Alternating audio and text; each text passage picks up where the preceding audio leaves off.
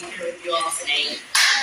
And really honored to be a feature because this is only the second time that I've done an open mic, and the first time I did it was at a little camp called Camp Breasty for breast cancer survivors.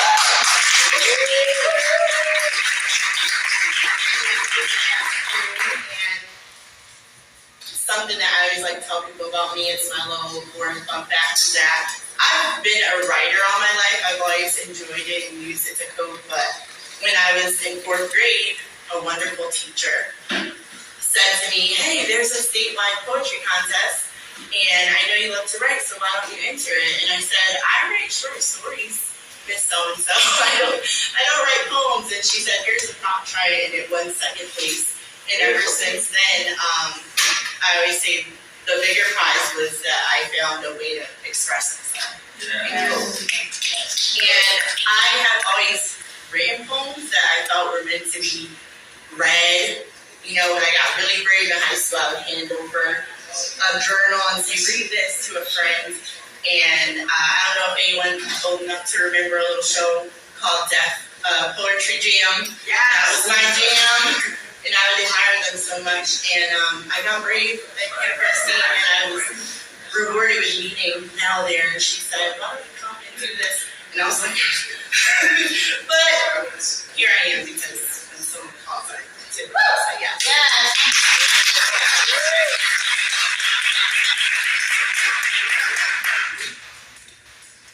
Don't mind me sitting. Less than 2 weeks ago, I was in ICU, and now I'm here with you all in NYC. My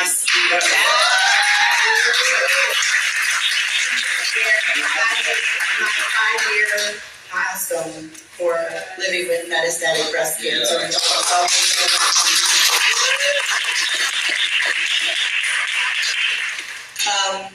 This poem came to me this week as I was like mentally getting myself ready to sit in front of people I don't know and share.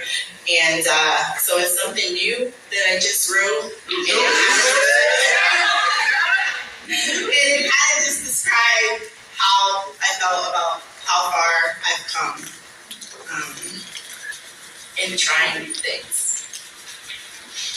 And I think, for once, the rapid pounding of my heart is not anxiety, but instead my inner child kicking her feet wildly because she is so damn proud of me.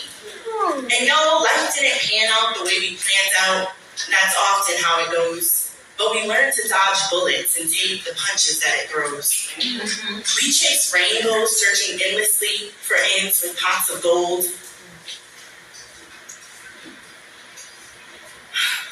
Before realizing that precious metal was something we already hold. Etched around our chests like a necklace passed down, pause to admire every stone, because each stone was placed by a woman who shares a feature that formed her face, some of them we'd never known. I cradle that child I once was, invite her to my lap, and tell her of the rainstorms to come. Tell her we adapt. We don't fear because they don't flood. We know now that they water. And this is how we grew, from you to me. And this is how now we dance, like sunflowers swaying in a raging wind, arms flinging, singing freely, blossoming alongside, filled with overflowing joy, hope, and pride, with our own strong, soft daughters.